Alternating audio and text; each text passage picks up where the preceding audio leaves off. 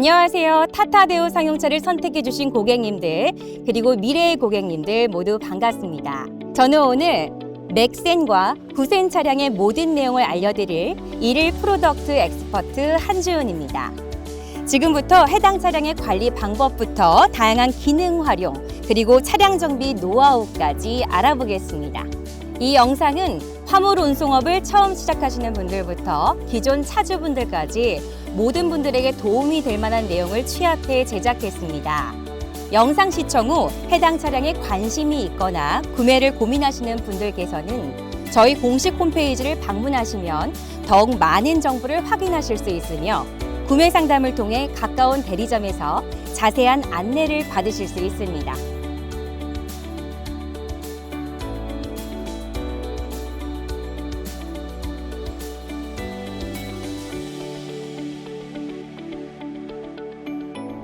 차량 출고를 하게 되면 제일 먼저 사용하는 장치는 무엇일까요? 바로 이 차량 키입니다.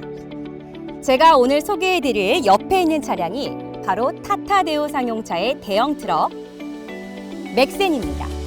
그럼 지금부터 해당 차량의 스마트키 사용법부터 안내해드리겠습니다. 스마트키에는 총 3가지의 물리 버튼이 있습니다. 상단의 도어 잠금 버튼을 짧게 누르면 도어 장치가 잠기고 해당 버튼을 길게 3초 이상 누르면 창문이 올라가게 됩니다.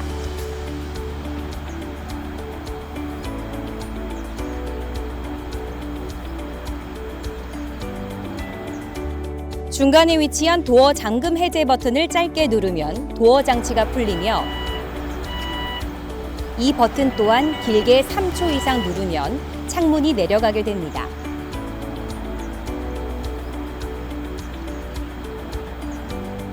제일 밑에 위치한 카파인더 버튼은 차량 위치를 확인할 때 사용하게 되는데요.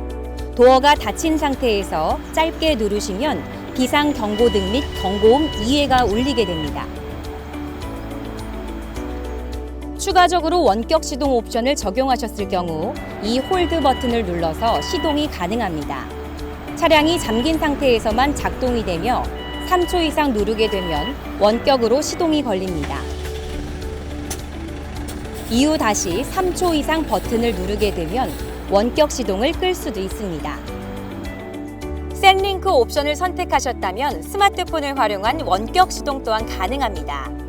주의하실 점은 안전벨트가 체결된 상태에서 원격 시동을 거는 경우 정상적으로 작동되지 않을 수 있다는 점 참고 부탁드립니다.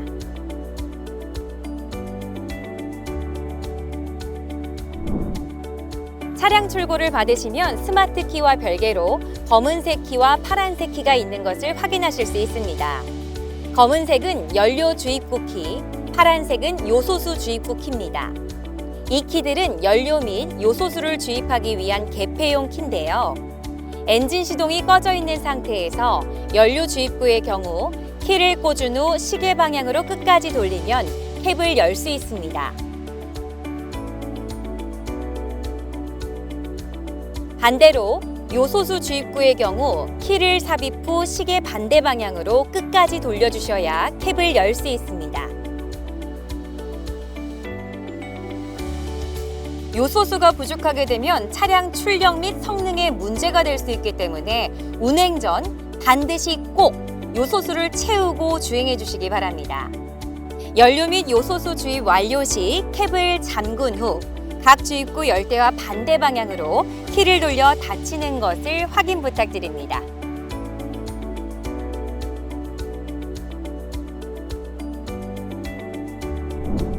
다음은 좌석 뒤편에 휴식을 취할 수 있는 베드가 있는 슬리퍼 캡 옵션 차량에 대한 설명입니다.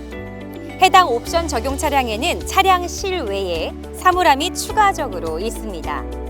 운전석과 조수석 도어 하단에 실외 사물함 열림 레버를 당기면 로크를 해제할 수 있습니다.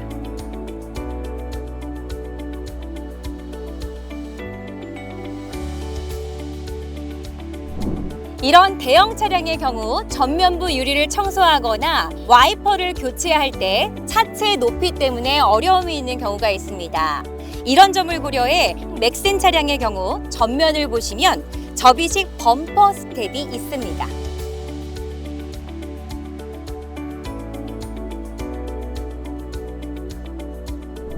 다음은 캡 틸팅 방법에 대해서 설명드리겠습니다. 시동키를 ON으로 해주시고 캡 내부의 캡 틸트 해제 스위치도 ON 해주세요. 이후 캡 우측 하단에 있는 펌프의 방향 전환 레버를 돌려서 U 상승 위치에 놓아주시고요. 앞 점검 판넬이 열린 상태에서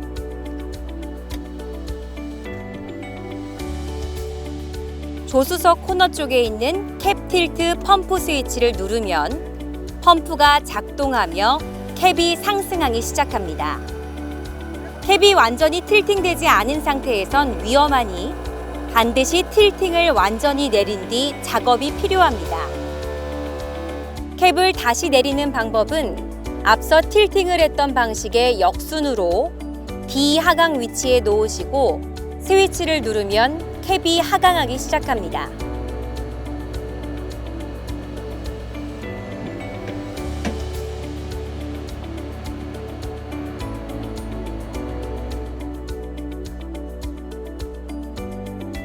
맥센과 같은 대형 차량의 경우 장기간 주차를 하게 되는 경우도 많은데요. 이때 방전을 방지하기 위한 장치가 마련되어 있습니다. 바로 이 배터리 컷오프 스위치입니다. 해당 스위치를 오프 쪽으로 돌려주시면 차량이 방전되는 것을 방지할 수 있습니다. 다음은 워셔액 보충 방법입니다. 워셔액 보충은 앞 점검 판넬을 여시면 좌측에서 워셔액 주입구를 확인할 수 있습니다. 탱크 캡을 열어 워셔액의 용량 수준을 점검하고 만약 부족하면 당사의 순정품 워셔액으로 보충하시면 됩니다.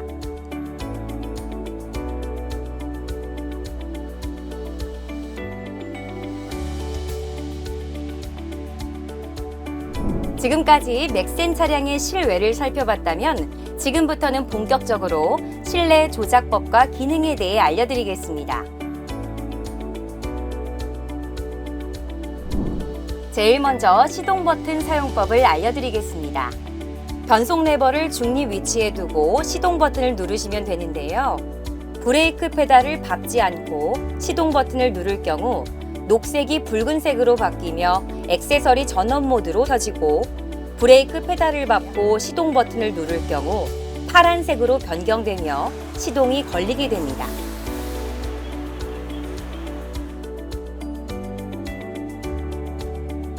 실제로 장거리 운행이 잦은 분들에게 가장 중요한 부분이 아닌가 생각이 드는 시트 포지션 잡는 방법에 대해 설명드리겠습니다. 첫 번째로 우선 슬라이드 레버를 당기셔서 전방 또는 후방으로 운전자의 신장을 고려해 시트 위치를 고정할 수 있습니다. 그리고 높이 조정 레버와 등받이 각도 조정 레버를 통해 체형에 맞게 시트 높이 및 등받이 각도를 조정하면 됩니다. 이후 7에서 9의 상단 등받이, 하단 등받이, 그리고 옆구리 에어백까지 운전자 체형에 최적화해 조정에 사용하실 수 있습니다. 퀵다운 스위치, 시트의 에어스프링의 공기를 급속 배출해 시트 높이를 낮춰 하차 시 편의성 증대. 트럭 차체 높이가 있다 보니 승하차할 경우 불편함이 있을 수 있어 퀵다운 스위치를 사용해 운전자가 승하차할 때 불편하지 않도록 해주는 기능. 댐퍼 감쇄력 조절 레버, 시트 내부 쇼바의 감쇄력을 부드럽게 또는 딱딱하게 조절해 도로 조건에 따라 만족스러운 승차감을 유지할 수 있습니다. 쿠션 슬라이드 조정 레버, 운전 시 또는 휴식 시 쿠션만 전후로 조정이 필요시 사용합니다. 쿠션 틸트 조정 레버, 운전자의 체형에 맞춰 쿠션의 선단부의 각도 조정 시 사용합니다. 자동 변속기 스테이, 자동 변속기 차량에 장착되어 있습니다. 열선 스위치, 열선 위치로 스위치를 돌리면 시트가 따뜻해지고 오프하면 작동이 중지됩니다. 통풍 스위치, 통풍 스위치를 1단, 2단, 3단으로 조작해 사용하십시오.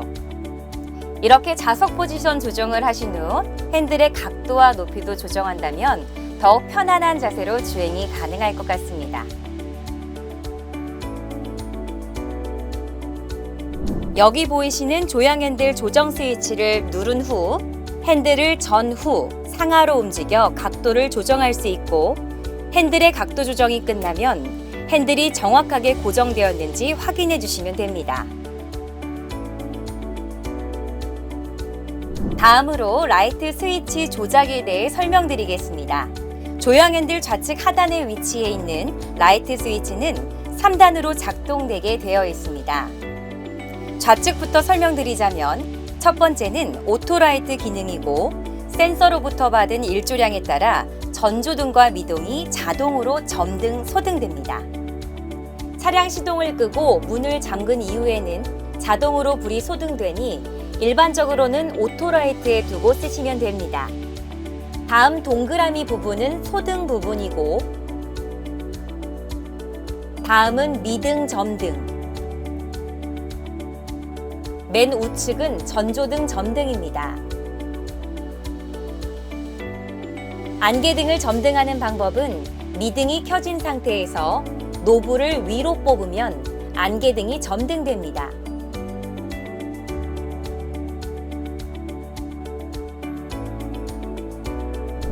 다음은 주차 브레이크 작동법에 대해 설명드리겠습니다. 흔히 사이드 브레이크라고도 불리는 해당 장치는 노브 로킹 레버를 당김과 동시에 노브를 아래쪽으로 내리면 작동됩니다. 정상적으로 작동 완료 시 주차 브레이크 지시등이 점등됩니다. 다음은 GF 변속기 사용 방법에 대해 설명드리겠습니다. 변속기 레버는 로타리 스위치와 팀 레버로 구성되어 있는데요. 로타리 스위치는 차량의 주행 방향을 선택할 때 사용하고 팀 레버는 기어를 선택하거나 작동 모드를 바꿀 때 사용합니다.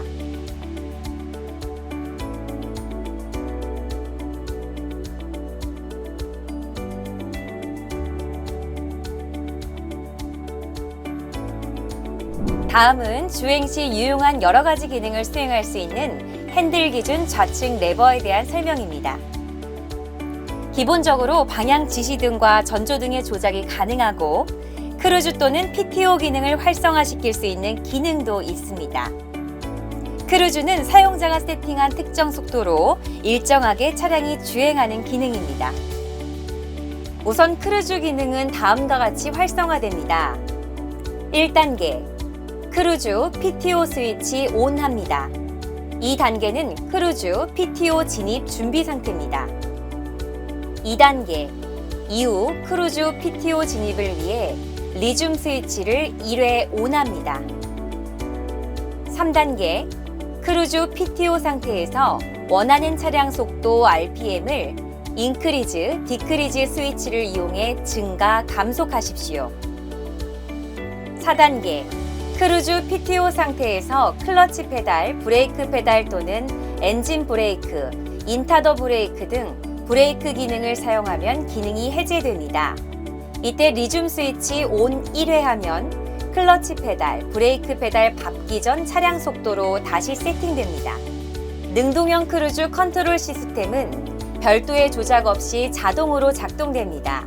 해당 기능이 작동하고 있어도 가속 페달을 밟으면 일시적으로 필요한 만큼 속도를 증가시킬 수 있습니다.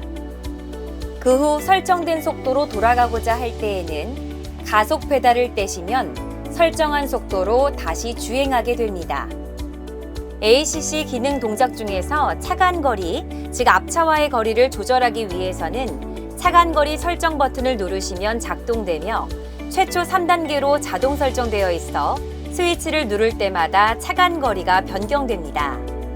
주의하실 점은 5단계에서 능동형 크루즈 컨트롤 시스템 디스턴스 스위치를 누를 경우에는 바로 처음에 가장 가까운 거리 유지거리인 1단계로 변경된다는 점입니다. 그렇기 때문에 5단계에서 해당 버튼을 조작 시에는 앞 차량과의 안전거리가 충분히 확보된 이후 변경 바랍니다.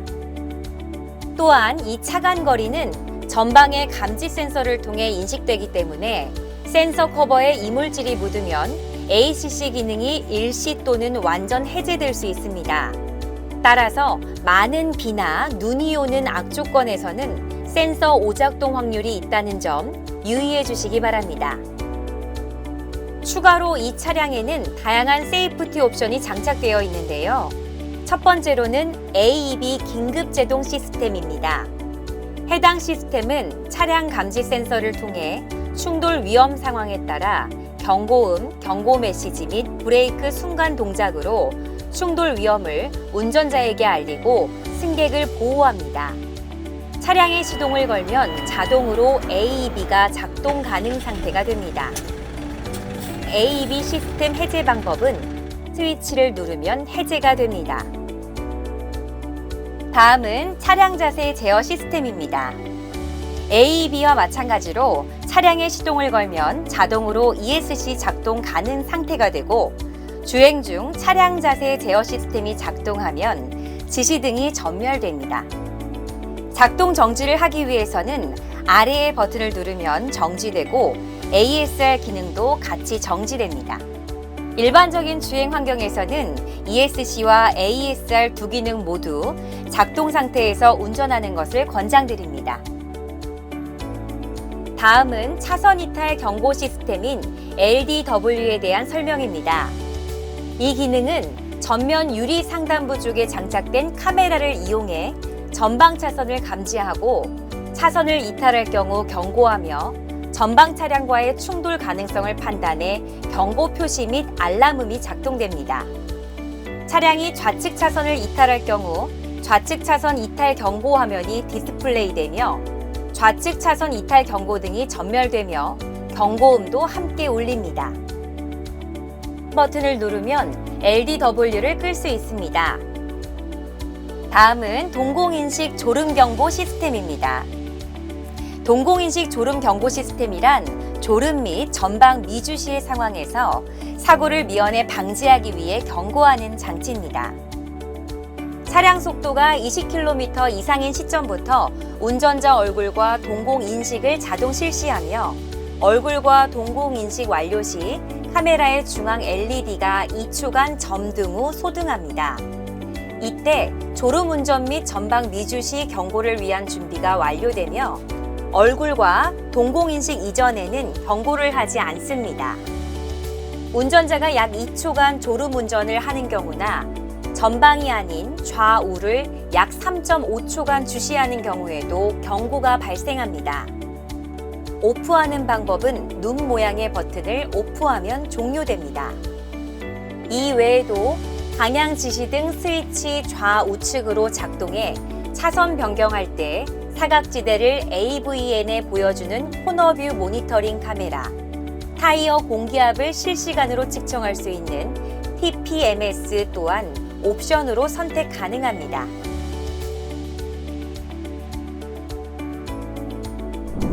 다음은 승용차에서 일반적으로 와이퍼, 워셔액 관련 스위치 용도로 주로 사용되는 핸들 기준 우측 레버 조작법에 대해 설명드리겠습니다. 대형차의 경우 차종에 따라 우측 레버가 배기 브레이크, 제이크 브레이크, 인타더 브레이크 스위치의 기능 또한 갖고 있습니다. 해당 기능들은 풋 브레이크의 보조 용도로 차량 감속을 편하게 할 수 있는 기능들로 사용됩니다. 우선 각 브레이크의 원리를 간단히 설명드리겠습니다. 먼저 배기 브레이크와 제이크 브레이크는 엔진에 저항을 줘서 회전수를 강제로 낮추는 엔진 브레이크입니다. 배기 브레이크는 배기가스의 흐름을 막아 제동하고 제이크 브레이크는 엔진의 폭발을 제어해 제동합니다. 인타더 브레이크는 전자석식과 유압식이 존재합니다. 유압식은 유체의 저항을 이용해 제동하고 전자석식은 자기장을 이용해 제동합니다. 배기 브레이크 스위치 레버를 내리면 배기 브레이크가 작동됨과 동시에 계기판의 지시등이 점등됩니다. 배기 브레이크는 가속 페달과 클러치 페달을 밟지 않은 상태에서만 작동되며 가속 또는 클러치 페달을 밟는 동안은 해제됩니다.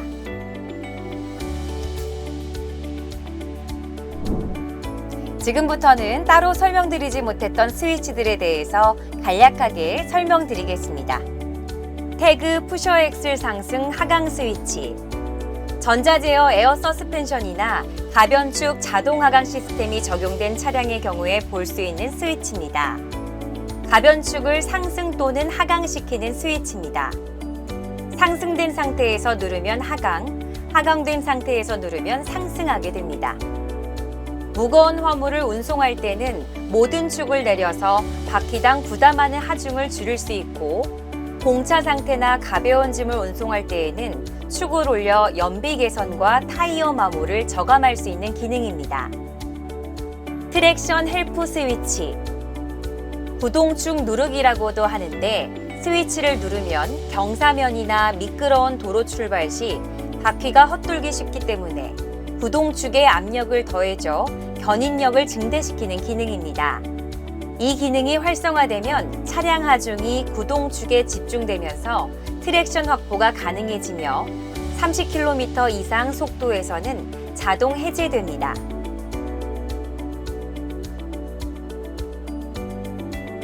노말 레벨 2 스위치, 지상고를 낮게 해주는 장치인데 노말 레벨 2를 작동할 경우 노말 레벨 1 대비 리어 프레임의 지상고가 낮아집니다.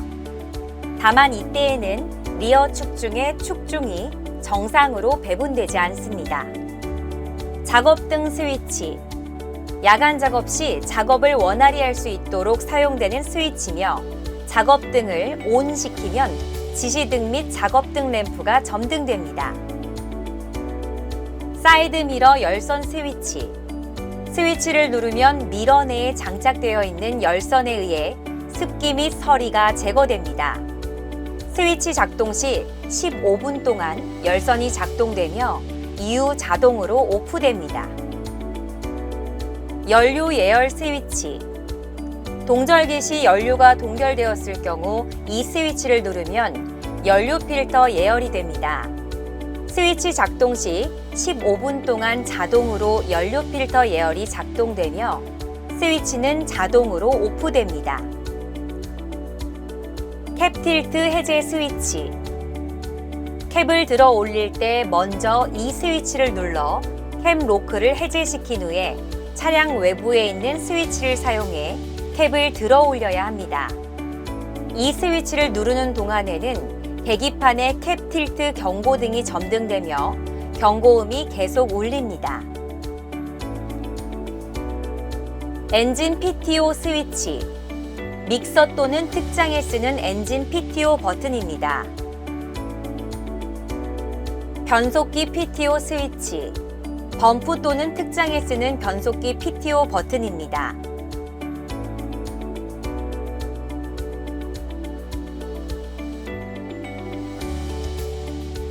디퍼렌셜 락 스위치, 웅덩이 등 미끄러운 지면에서 공회전할 때 빠져나올 수 있는 기능입니다.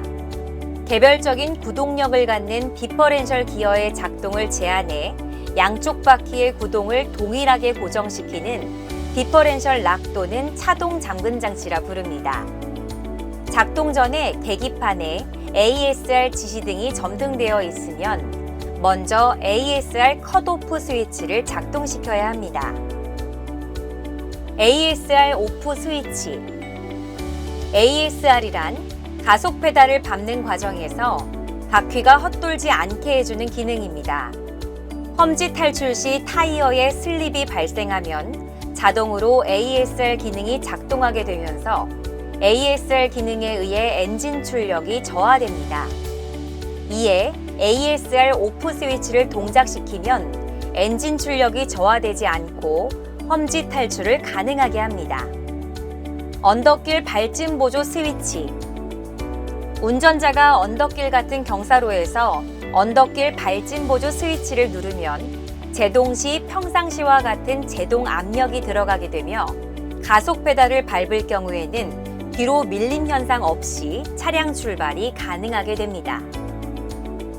측방 후방 감시 카메라 시스템 스위치, 스위치를 누르면 AVN의 측방 및 후방 카메라 시스템이 켜집니다. 프리비전 에코롤 스위치, 프리비전 옵션 선택 차량은 해당 버튼을 누르면 프리비전 및 에코롤 기능이 동시에 작동하게 됩니다. 프리비전은 GPS 위성 정보를 통해서 지도 정보를 기반으로 차량의 도로 상황을 미리 예측해 자동으로 기어를 변속해주는 기능입니다. 에코롤이란 흔히 훌이라고 많이 불리는데 연비 향상을 위해 사용되는 기능으로 평지 내리막길 주행 시 변속기가 중립 상태로 변속돼 탄력 주행 거리를 늘리는 기능입니다. 엔진 에코 모드 스위치. 경제 운전을 지원하는 기능으로서 엔진 에코 모드 스위치를 온하면 불필요하게 소요되는 엔진 출력을 조절해 연료를 절약할 수 있습니다. 오프로드 모드 스위치. 대형 트럭에 사용되는 오프로드 모드는 일반 SUV의 오프로드 기능과는 다르게 험로 탈출을 돕는 기능이 아니라 부드럽고 효율적인 운행이 가능하게 하는 기능입니다. GF 트락슨의 12단 기어는 촘촘하게 나눠져 있기 때문에 험로 주행 시 잦은 변속과 고단 변속으로 효율적인 힘을 낼 수 없는 상황이 있어 오프로드 모드를 사용하면 고단 기어로 변속되는 시점을 최대한 늦춰서 강력한 힘으로 지속 주행이 가능하게 합니다. 로킹 pulley 스위치. 차량 바퀴가 웅덩이에 빠졌을 경우 이 스위치를 누르면 쉽게 탈출할 수 있게 됩니다. 보조 히터 스위치. 스위치를 눌러 보조 히터를 온, 오프할 수 있습니다.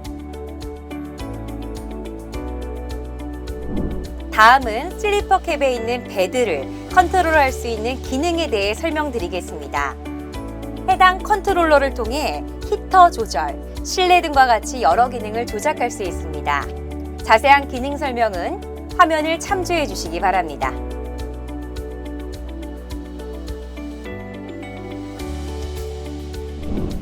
AVN을 보시면 USB와 SD 포트를 보실 수 있습니다. USB 메모리 스틱 연결 포트를 통해 USB 메모리 스틱에 있는 음악 파일 및 영화, 사진을 재생할 수 있고 SD에는 메모리 카드가 있어서 내비게이션을 업데이트할 수 있습니다.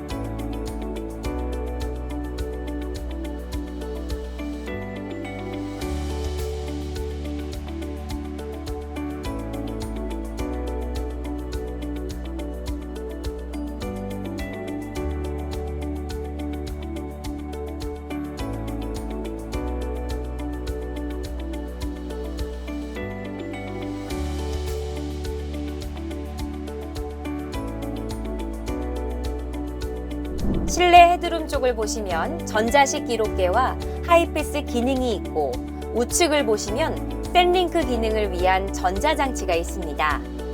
먼저 전자식 주행 기록계는 BTG라고도 하는데 자동차의 속도, 거리, 시간, RPM, 브레이크 신호 등을 디지털화해 기록하는 장치입니다. 이 기록된 내용들은 교통안전법 시행령 제49조 1항에 의거해 정기적으로 교통안전공단에 제출하셔야 하는데 USB 장치를 통해서 주행 기록들을 다운로드 받으셔서 제출하실 수 있게 하는 장치입니다. 최초 사용 시에는 차량 번호, 사업자 번호, 업종 코드를 입력하셔야 되고 방법은 다음과 같습니다.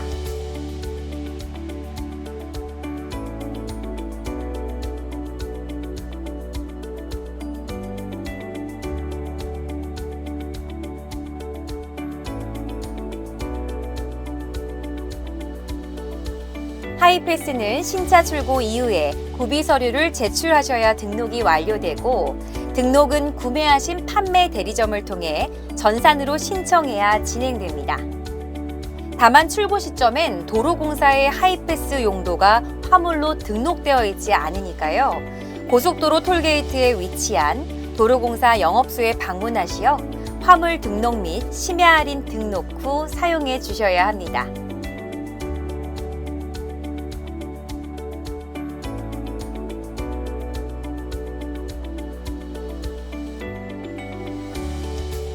샌링크 가입 또한 판매 대리점 및 영업사원을 통해서 가입 신청서를 제출해 주시면 되고 방법은 이후 영상을 통해서 시청해 주시기 바랍니다.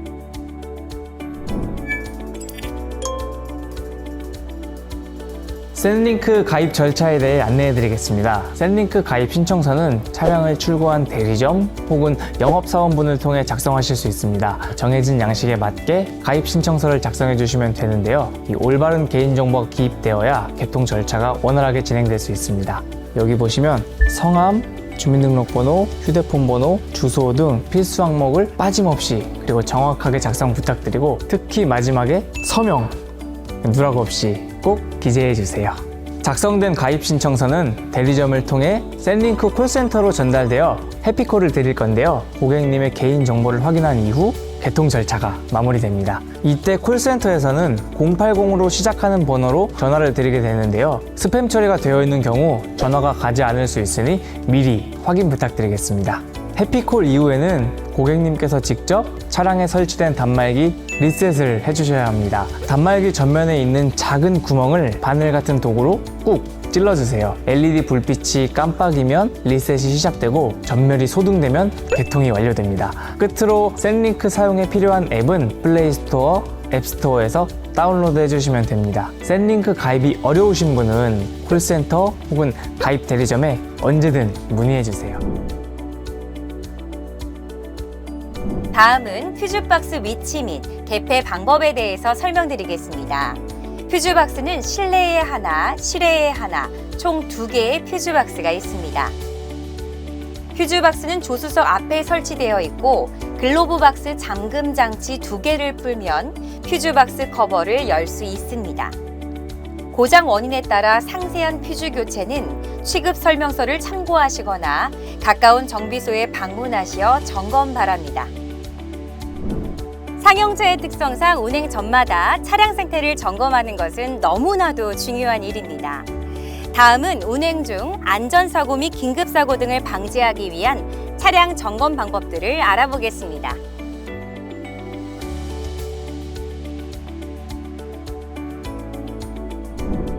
먼저 일상 점검 항목을 알아보겠습니다.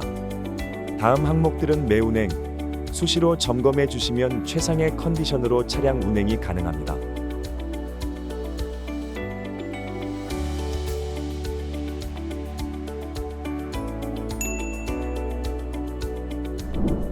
대표적인 차량 관리 항목은 엔진오일입니다. 일반 차량들과 마찬가지로 엔진오일 점검은 필수적입니다. 엔진오일량 점검을 위해서는 레벨 게이지를 확인해야 하는데요. 차량에 적용된 엔진마다 해당 게이지의 위치가 상이합니다. 우선 보고 계신 차량은 FPT사의 커서 엔진이 적용된 차량입니다. 커서 엔진은 차량 캡을 올리면 오른쪽 조수석 쪽 ECU 상단부에 게이지가 있고 ED70은 엔진 왼쪽 운전석 쪽 ECU 상단부에 있습니다. 두산의 DX12 엔진이나 커민스의 ISB70은 라디에이터 앞쪽에 게이지가 있으며 두산은 라디에이터 앞쪽에, 커민스는 라디에이터 오른쪽에 게이지가 있습니다. 엔진오일 레벨 게이지를 뽑아 깨끗이 닦은 다음 다시 튜브에 끼우시고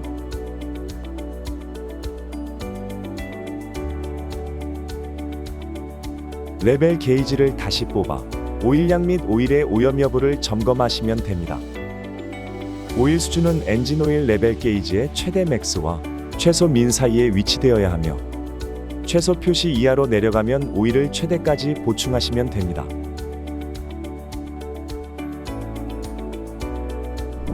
다음은 엔진 냉각수량 점검입니다. 냉각수도 마찬가지로 최소 민, 최대 맥스 표시가 있습니다. 냉각수 보충 시에는 캡을 열어서 부족한 양을 보충하면 됩니다. 주행 이후에 바로 캡을 열게 되면 압력에 의해 유증기가 나오며 화상을 입을 수도 있으니 정차 후 어느 정도 냉각이 된 상태에서 캡을 오픈해야 합니다. 또한 냉각수 보충 시에는 순정으로 나오는 부동액과 수돗물을 50대 50의 비율로 섞어서 넣어주시면 됩니다.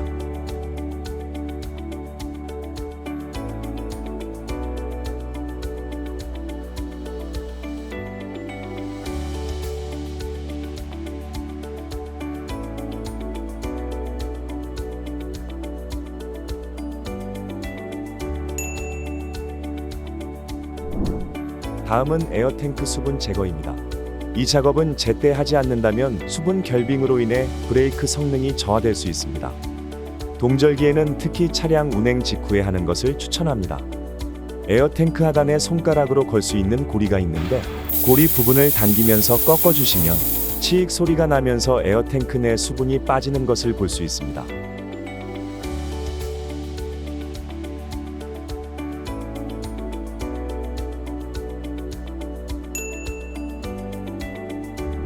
에어탱크 외에도 연료 프리 필터의 수분 제거도 필요합니다. 연료 프리 필터란 1차 연료 필터를 말하는데요. 연료에 함유된 이물질 및 수분을 걸러주는 장치입니다. 특히 수분은 주유소 환경에 따라 수분이 들어갈 수도 있지만 엔진 연소 이후 리턴된 연료의 온도차로 인해 수분이 생기는 경우도 있습니다. 보통 수분이 차게 되면 아래와 같이 유수분리 경고등이 뜨게 되는데 물이 기름보다 무겁기 때문에 육안으로도 물이 찬 것을 유수분리기에서 확인할 수 있습니다. 수분을 제거하는 방법은 유수분리기 밑에 드레인 플러그를 시계 방향으로 돌려서 푼 다음 고여있는 수분을 제거해 주면 됩니다. 이후 프라이밍 펌프를 눌러줘야 하는데요. 눌러주지 않으면 압력이 부족해져서 시동이 잘 안 걸리게 될 수도 있으니 반드시 펌프질을 해주셔야 합니다.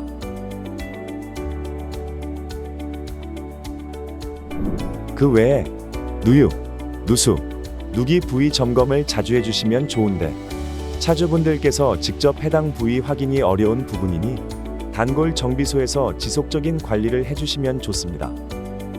특히 그리스는 지속적으로 관리해주시면 좋은 부분인데 소음뿐만 아니라 제품의 기능에도 영향을 줄 수 있어서 주기적인 관리가 필요한 부분입니다.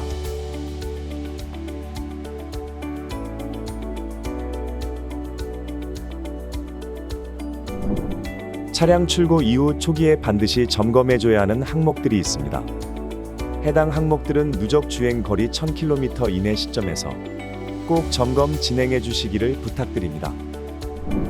먼저 공장에서 차량 생산 시점에 아무리 완성 검사를 했다 하더라도 실제 차량이 주행하게 되면 대형차의 경우는 너트 또는 유볼트의 재조임이 필요할 수 있습니다. 휠 너트는 이 부분을 말씀드리는 것이고 유볼트라는 건 이러한 부분들을 유볼트라고 합니다. 해당 부분들이 적절한 토크로 조여지지 않게 되면 편마모, 소음 발생, 쏠림 현상 등이 발생될 수 있습니다. 직접 정비하시는 경우들도 있지만 과도한 토크 사용 시 볼트 변형 발생 가능성이 있으니 정비소에 방문하시어 적정 규격과 토크로 재조임하는 것을 권장드립니다.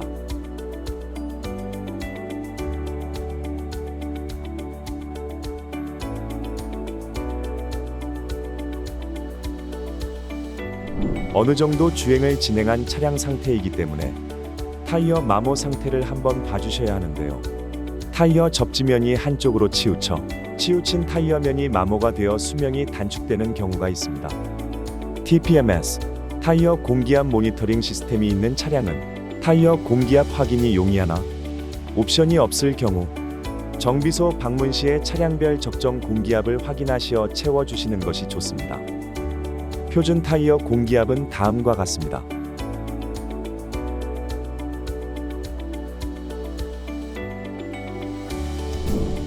에어컨에서 악취가 난다면 에어컨 필터 교체가 필요한 시점이라는 뜻입니다.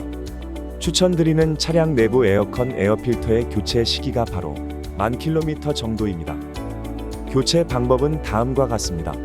우선 앞점검 판넬, 프론트 리드를 열면 냉각수 바로 위에 에어컨 필터가 위치해 있고 나사를 6개 풀어서 커버를 분리해줘야 합니다.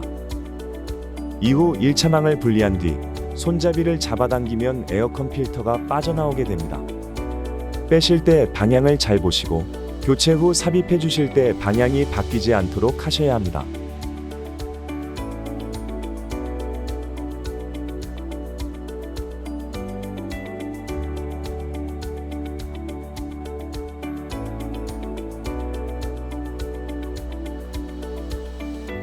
차량이 3만 킬로미터 정도 되면 엔진 오일, 그리고 엔진 오일 필터를 교환해 주셔야 합니다. 차량 엔진마다 교환 주기가 일부 상이하다 보니 현재 보여지는 차량인 커서 기준으로 계속 설명드리겠습니다. 커서 엔진의 경우 고속도로 중심의 환경에서는 매 6만 킬로미터마다 오일에 따라 저속의 경우 3에서 4만 킬로미터에 교환하시는 것을 권장드립니다. 엔진 오일이라는 게 청정작용의 기능을 할 뿐만 아니라 윤활작용, 그리고 냉각작용까지 하는 오일인데요.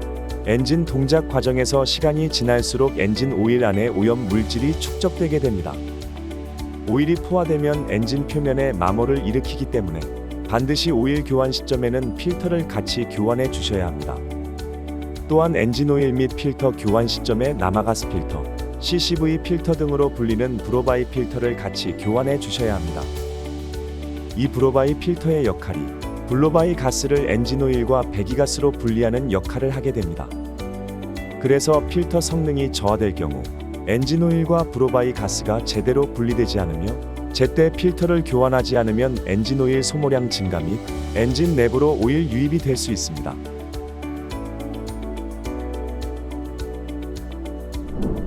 차종에 따라 다르지만 초기 점검 이후 약 3에서 4만 킬로미터마다 디퍼런셜 오일도 교체해 주시는 것을 권장드립니다. 디퍼런셜 오일은 디퍼런셜 내부에 발생하는 기어와 베어링이 원활하게 작동하도록 도와줍니다. 적절한 시점에 교환을 하지 않을 경우 기어와 베어링이 부식되거나 쇳가루가 발생하는 등의 이슈가 생길 수 있습니다.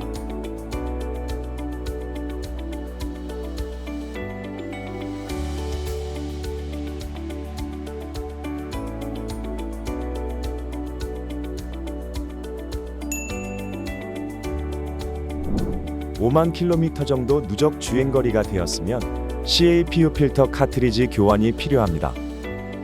이 필터는 컴프레서에서 생성된 압축 공기를 정화하고 건조하는 역할을 합니다.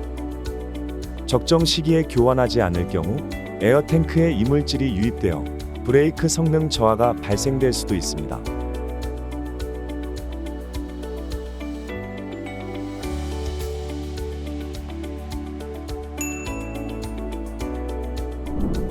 그리고 6만 킬로미터 정도 되면 점검 및 교체해야 할 항목들이 여러 가지가 있습니다. 첫 번째로는 에어클리너 교환이 필요합니다. 우리가 마시는 공기를 여가하는 게 에어컨 에어필터라면 엔진 실린더로 유입되는 공기를 걸러주는 게 에어클리너의 역할입니다.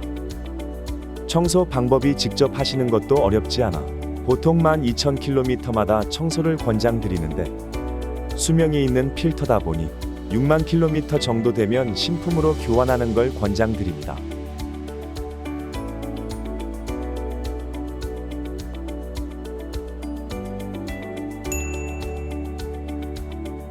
앞에서 보여드렸던 연료 프리필터, 즉 1차 연료 필터 또한 수명이 있어서 6만 킬로미터 정도 되면 교체를 권장드립니다.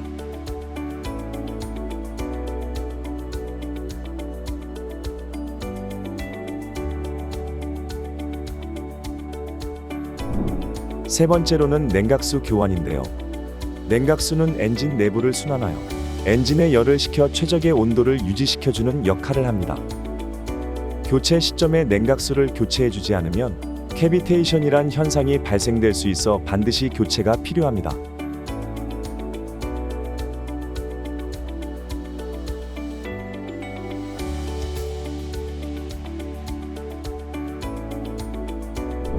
네 번째로는 인터쿨러를 확인해 주셔야 합니다. 차량 여기 하단 부분에 보면 이 부품을 인터쿨러라고 하는데요. 공기가 실린더의 연소실로 들어가기 전에 공기의 온도를 냉각하여 공기의 밀도를 높인 다음 더 많은 공기를 연소실로 넣을 수 있도록 하는 장치입니다. 6만 킬로미터 정도 되었을 때 하단의 양쪽 볼트를 풀어보면 물 또는 기름이 나오는 경우가 있습니다. 물은 나와도 큰 이슈는 없는데 오일이 나오는 경우 CCV 필터가 제때 교환하지 않아 나올 수 있어서 해당 부분은 반드시 정비소에 방문하셔서 점검 받으셔야 합니다. 인터쿨러 안에 물이 있는 것 자체가 성능에 영향을 줄 수 있어서 6만 킬로미터 또는 동절기 이전에 배출 권장드립니다. 그리고 무엇보다 풀었던 볼트를 풀고 다시 잘 잠가 놓지 않으면 출력 저하가 생길 수 있기에 점검 이후 재결합 시 주의해 주셔야 합니다.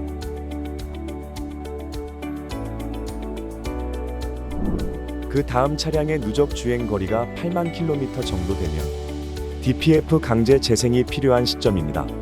DPF는 차량에서 배출되는 매연 가운데 미세매연 입자 배출을 감소시키는 장치를 말하고, 매연의 미세매연 입자를 포집하는 장치와 포집한 입자를 태워 없애는 장치로 이루어져 있습니다. 이 DPF를 포집하는 장치 내에 필터가 있는데, 필터가 꽉 차서 막히게 되면 연비와 출력이 동시에 저하시키며 경고등을 띄우게 됩니다. 막힌 필터 상태를 뚫기 위해서는 고온으로 미세 입자를 태우는 청소 과정이 필요한데요. 이를 DPF 강제 재생이라고 합니다. 강제 재생에는 고온이 발생되는 만큼 자동차 냉각팬도 최대로 돌게 되어서 시동이 켜진 상태에서 그리고 일정 온도 이상일 때만 작동이 가능하게 되어 있습니다. 강제 재생 방법은 우선 경고등이 떠야 강제 재생 모드 진입이 가능하고, 동작 시간은 약 1시간 이내로 소요됩니다. 우선 최초 경고등이 점등되고 5초 동안 경고음이 울리면 경고등이 소등될 때까지 주행을 계속하거나 차량을 안전한 곳에 주차 후 DPF 강제 재생을 하시면 됩니다. 이후에도 경고등이 계속 전멸되면서 5초 동안 경고음이 울리면 즉시 차량을 안전한 곳에 주차 후 DPF 강제 재생을 하시면 됩니다. 다만 스톱 엔진 경고등 적색과 OBD 경고등 호박색이 동시에 점등된 경우, 경고등이 동시에 점등되면서 5초 동안 경고음이 울리면 즉시 차량을 안전한 곳에 정차 후 긴급 서비스 출동을 요청하셔야 합니다. 주행 환경에 따라서 평균적으로 8만 킬로미터로 말씀드렸지만, 저속 주행이 많을 경우 그보다 이전에 강제 재생이 필요할 수 있습니다. 또 DPF 강제 재생은 정비소에 방문하셔서 차량 진단기를 통해 재생 작업을 받으실 수 있습니다. 운행 조건에 따라서 강제 재생이 되지 않을 정도로 DPF 내부에 찌꺼기가 축적이 되었다면 장비를 통한 클리닝이 필요합니다. 해당 방식은 고온의 열로 매연을 태우는 클리닝입니다. 강제 재생이나 클리닝 방식은 차량의 상태에 따라 적합한 관리 방법이 다르기 때문에 정비소에 방문하셔서 점검 받으시기를 바랍니다. DPF가 강제 재생만 요하는 것은 아닙니다. 16만 킬로미터 정도 되면 청소가 필요하고, 필터의 수명은 45만 킬로미터 정도 되면 신품으로 교체하는 것을 권장드리고 있습니다.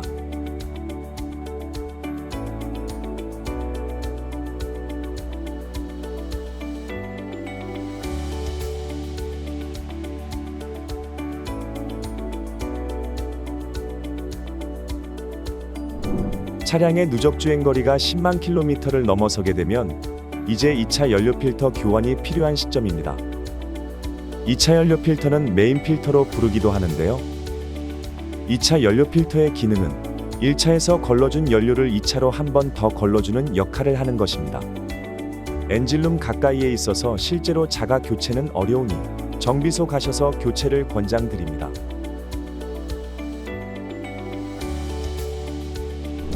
이후 12만 킬로미터 정도 되면 엔진 밸브 간극 점검 및 조정이 필요한 시기가 됩니다. 엔진의 올바른 작동을 위해서는 관련 부품들이 적절한 간격을 유지해줘야 하는데, 엔진이 열을 받고 오래 사용하다 보면 이 간극이 벌어질 수 있습니다. 따라서 점검 주기가 도래하게 되면 이 또한 정비소에 방문하시어 점검 받으시는 것을 권장드립니다.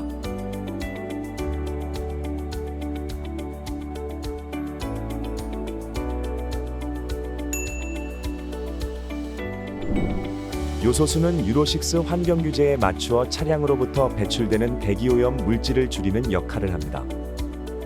요소수는 장기간 사용 시 결정화 현상이 나타날 수 있어 1차 프리필터는 16만 킬로미터에 교환해 주시고, 이후 30만 킬로미터 정도 되면 2차 메인 필터도 교환을 권장드립니다.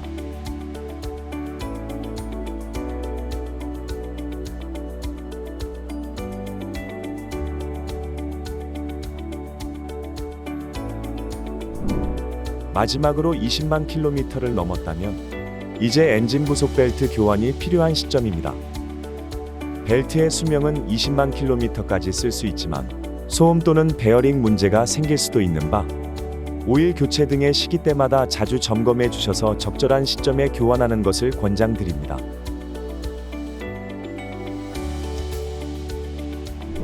그리고 미션 오일은 현 차종에 적용된 ZF8단일 경우 3년 또는 24만 킬로미터마다 미션 오일을 교환하시는 걸 권장드립니다. 트랜스미션 오일이라고 부르는 변속기 오일입니다. 자동화 변속기나 수동 변속기의 경우 자동 변속기보다 교환 주기가 빨리 도래하니 각 차량의 취급 설명서를 꼭 참고하시어 차량 엔진 및 미션에 맞게 오일을 교환해 주시면 되겠습니다. 주요 부품들 위주로 설명드렸는데 이 외에도 축, 조향장치, 브레이크, 전기장치 등 점검이 필요한 다양한 항목들이 많이 있습니다. 자세한 점검은 정비소를 방문하시거나 각 차량의 취급 설명서 내에도 상세하게 설명되어 있으니 구매하신 엔진, 미션, 차종에 따라서 자주 확인하시어 오랫동안 신차 컨디션으로 이용하실 수 있길 바라겠습니다. 네, 지금까지 타타데오 차량의 기본적인 관리 방법부터 누적 주행 거리별로 어떠한 차량 관리 항목들이 있는지 알아봤습니다. 오늘 실외 및 실내 여러 조작법부터 유용한 기능들까지 정말 많은 정보를 얻을 수 있었는데요. 이용하시는 고객님들을 위한 해당 이 가이드 영상이 큰 도움이 되어 모든 분들이 앞으로 보다 안전하고 편안한 주행하실 수 있길 바랍니다. 이상으로 타타데오 상용차의 이 가이드 영상을 마치겠습니다. 감사합니다.